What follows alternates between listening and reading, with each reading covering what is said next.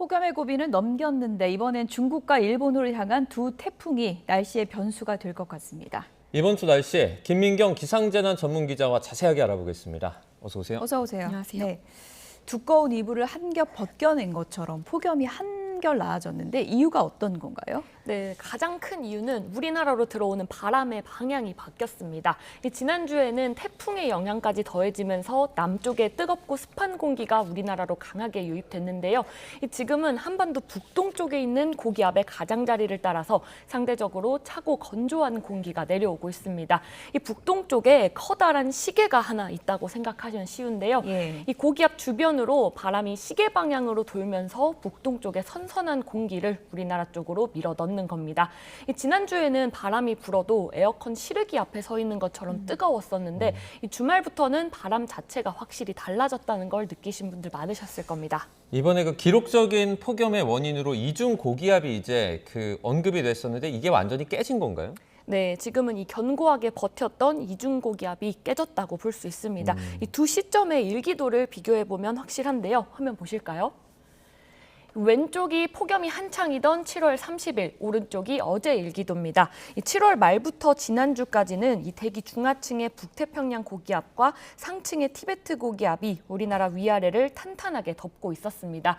이 두꺼운 이불을 머리 위까지 두 겹 덮은 것처럼 뜨거운 공기가 빠져나가지 못하면서 극한 폭염을 만들었던 건데요.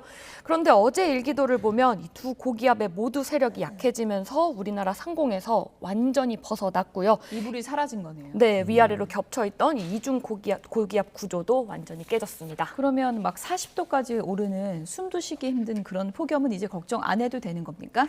네, 당분간은 그럴 걸로 보입니다. 이 기상청 중기예보를 보면 다음 주까지 낮 기온은 대부분 32에서 35도로 예보가 돼 있습니다. 워낙 40도 안팎의 더위를 겪다 보니까 이제 더위가 끝난 건가 싶을 수도 있는데요. 이 재난 수준의 폭염이 한풀 꺾인 거지 아직도 폭염주의보나 경보 수준의 더위는 계속되고 있습니다. 또 시기적으로 8월 중순으로 이제 접어들면서 이 태양의 고도는 낮아지고 낮의 길이도 이제 점점 짧아져서 이 40도까지 치솟을 수 있는 조건은 점점 불리해지긴 합니다. 하지만 최근에 9월에 이중고기압이 다시 발달해서 추석까지 더위가 이어지면서 이 가을추 대신 여름하를 쓴 하석이란 말까지 나왔었는데요. 올해도 열돔이 다시 발달하게 되면 이 8월 하순 이후 다시 더위가 강해질 가능성이 있습니다. 태풍 상황도 살펴보겠습니다. 어제 이제 남부지방에 상당히 강한 바람이 좀 불었는데 이게 중국으로 향했던 태풍의 영향이 있다면서요? 맞습니다. 이 13호 태풍 돌피는 지금은 중국 상하이 부근에 상륙을 했는데요. 이 직접적인 영향권에 들진 않았지만 그제와 어제 이 태풍이 가까워지면서 간접적인 영향을 받았습니다. 화면 보실까요? 어제 오후 2시 상황인데요. 이 태풍 주변에는 이렇게 바람이 반시계로 불고 이 북동쪽 고기압에서는 시계 방향으로 이렇게 바람이 불어오고 있습니다. 우리나라 남쪽에서는 이렇게 두 기압계 차이에 기압차가 크게 벌어지면서 바람이 이 제주와 남해안 부근에 강해지게 됐었는데요. 어제 신안 가거도에는 초속 26.2m, 제주 사제비에는 초속 25.8m의 바람이 관측됐는데요.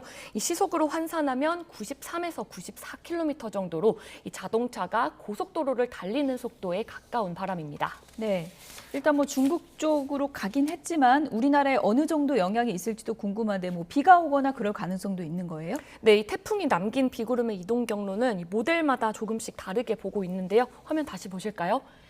우리나라 예보 모델 킴은 이 태풍이 중국 내륙에서 점차 약해져서 이 광복절 연휴쯤 서해를 지나 이렇게 우리나라 쪽으로 들어오는 걸로 보고 있습니다. 유럽과 미국 모델도 이 시점과 경로에는 차이가 있지만 이렇게 약하더라도 우리나라로 비구름이 들어올 가능성을 보고 있습니다. 다만 아직 시간이 많이 남아있는 만큼 이 구체적인 시점이나 강수량은 조금 더 지켜봐야 할 것 같습니다. 이번 주에 일본을 향할 것으로 보여서 안심을 했었죠. 그 15호 태풍 차놈의 영향도 좀 있나요? 맞습니다. 이 제15호 태풍 차놈은 일단 일본으로 향합니다. 그런데 문제는 그 이후인데요. 현재 예상 경로를 보면 내일 오후부터 모레 사이 일본을 관통한 뒤 동해로 빠져나와서 13일쯤 독도 부근에서 열대저압으로 약화할 전망입니다.